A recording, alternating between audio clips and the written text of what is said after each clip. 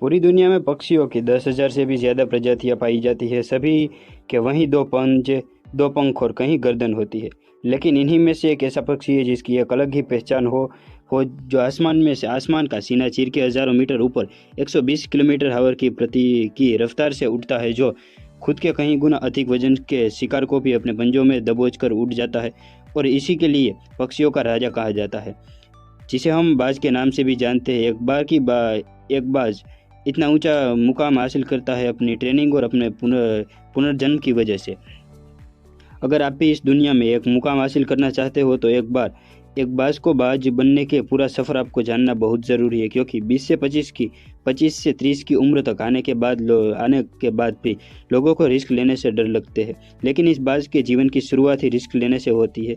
जिसकी उम्र में बाकी पक्षियों के बच्चों को सिर्फ चींची करना सिखाते हैं, उस उम्र में एक मादा बाज अपने बच्चों को पंजों में दबोचकर हज़ारों मीटर आसमान की ऊंचाइयों में उड़ जाती है, उसे यह बताने के लिए कि तेरा जन्म आसमान के सीना चीर के उस सबसे ऊपर उड़ने के लिए हुआ है। तेरा जन्म पक्षियों का बादशाह बनने के लिए हुआ है। ज़मीन से हज़ारों मीटर ऊपर ले जाकर मादा बाज अपने पंजों से उसे छोड़ देती है और यहीं से शुरू होती है उसकी हाई रिस्क ट्रेनिंग। जो चूज़ा ज़मीन की तरफ तेज़ी से गिरने लगता है, वो थोड़े नीचे आते ही उसके पंख खुलने लगते हैं और नीचे आते आते वो अपने पंख फड़फड़ाने लगता है। लेकिन वो अभी तक उड़ना नहीं सीखा है। वो ज़मीन से कुछ ही ऊपर होता है। ऐसा लगता है जैसे कि वो एक सेकंड में उसका जीवन समाप्त हो जाएगा। लेकिन अचानक एक पंजा उसे अपनी गिरफ्त में ले लेता है और वापस आसमान में उड़ ले जाता है। वो पंजा होता है उसकी माँ का, जो उसके पीछे उड़ रही है। उसकी ये ट्रेनिंग तब तक चलती है जब तक वो उड़ना नहीं सीख जाता। इतनी हाई रिस्क ट्रेनिंग होने के बाद भी दुनिया को एक बाज मिलता है बारिश के वक्त, जब सारे पक्षी आश्रय की तलाश करते हैं। तब वही बाज उस बारिश के आसमान को चीरते हुए ऊपर निकल जाता है और बादल से कहता है कि तू वर्ष ले, कितना बरसेगी, और नीचे आकर चैलेंज करता है। एक बाज की उम्र लगभग 70 साल होती है और वह 40 साल का होते हैं कि तब एक परेशानी उसकी ज़िंदगी में मौत बनकर आती है, जो उसकी परेशानियों की तुलना में बहुत बड़ी होती है, क्योंकि 40 साल की उम्र में बाज की चोंच इतनी मुड़ जाती है कि उसे शिकार निगलने में बहुत परेशानी होती है। उसके पंख भारी हो जाते हैं, छाती से चिपकने लगते हैं, जिससे उड़ना बहुत मुश्किल हो जाता है। उसके पंजे लंबे और लचीले हो जाते हैं, जिससे वो शारीरिक शिकार को सही से नहीं पकड़ पाता है।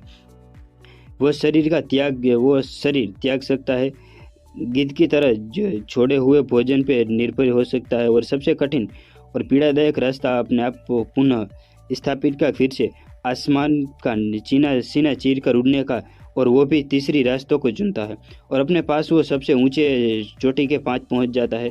वहां पर अपने घोंसला बनाता है और फिर से शुरू होता है परेशानियों की जड़ से उखाड़ने के लिए आसमान में उड़ने के सफ़र। वह अपने चोंच को एक चट्टान पर मार मार कर तोड़ देता है, लहूलुहान हो जाता है और इंतज़ार करता है कि नई चोंच के आने का। उसके बाद अपनी नई चोंच के अपने पंजों को काट देता है और फिर इंतज़ार करता है नए ऊन आने का। उसके पास वह अपने दोनों एक नए पंखों को अपने शरीर से अलग करता है और फिर इंतज़ार करता है नए पंख आने का। और इसी प्रक्रिया में उन्हें समय लगता है लगभग 5 महीने का। इस 5 महीने की कड़ी पर तपस्या में एक बार फिर पुनः जन्म होता है, फिर वहीं तैयार हो जाता है आसमान का सीना चीर के उड़ने के लिए। जो 3 रास्ते बाज के पास थे, वहीं 3 रास्ते आपके पास होते हैं। लेकिन कुछ लोग पहले रास्ते को चुनते हैं और परेशानियों के तले दबाकर सुसाइड कर लेते हैं। ज़्यादातर लोग दूसरे रास्तों को चुनते हैं। वो परेशानियों का बोझ पड़ते ही अपने लक्ष्य को छोड़कर एक नॉर्मल लाइफ जीने लगते हैं। और कुछ लोग वो भी होते हैं जो इस परेशानियों का लात मारकर अपनी मेहनत के दम पर बाज की तरह आसमान की बुलंदियों को छूते हैं। दोस्तों, बाज की यह ट्रेनिंग हमें बहुत कुछ सिखा देती है कि अगर रिस्क लेना पड़े तो ये अपनी फील्ड में अपने आप को इतना ट्रेन करो कि उस फील्ड में आपसे ऊपर उड़ने के बारे में सोचकर लोगों को पसीने छूट जाए। तभी कभी तक आप अपने फील्ड के बादशाह भी कहलाओगे।